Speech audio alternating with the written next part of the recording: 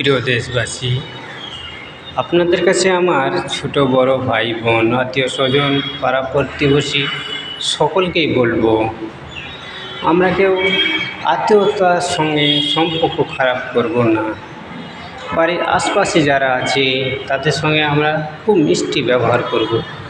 দেখুন, মুহাম্মদ সাল্লাল্লাহু আলাইহি সাল্লাম বলেন, তোমরা যদি ঝোল জাতীয় জিনিস রান্না করো, যে সবজিতে ঝোল হয় সেসব সবজি যদি তোমরা রান্না করো, সবজি না দিতে পারলেও, মাছ মাংস না দিতে পারলেও তাদেরকে একটু ঝোলগুলোও যদি দাও, তাতেও তুমি রক্ষা পেয়ে যাবে, তাতেও তুমি অনেক নেকি হয়ে যাবে, তাতেও তাকে খুশি করতে পারবে। অনেকে আমরা কত রকমের রান্না আয়োজন করি, আবার শেয়ার করি, মানে কাউকে বলি। আবার অনেকে নুন ভাতও খেতে পারে না, তাই আমরা শখের জন্য আমরা অনেক কিছু করি, কত গাড়ি বাড়ি করি, কিন্তু আমরা এসবগুলো খেয়াল রাখি না। তাই বন্ধুগণ, রক্ত সম্পর্ক তো আমরা খারাপ করাই যাবে না।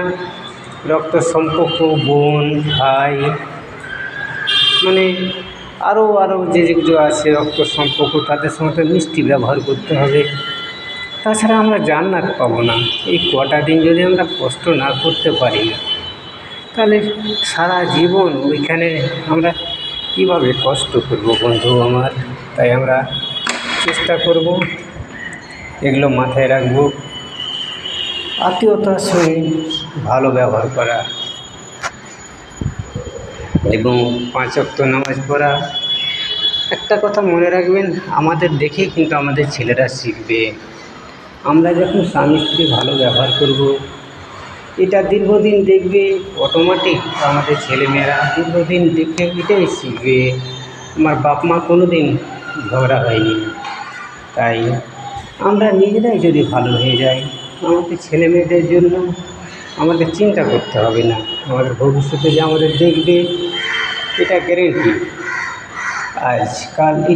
আজকাল দেখুন বাপ মায়েদের কী অবস্থা, আমরাই তাদেরকে খারাপ পথে নিয়ে যাচ্ছি, আমরাই তাদের খেতে দিই না, আমরাই তাদের সঙ্গে কথা বলি না।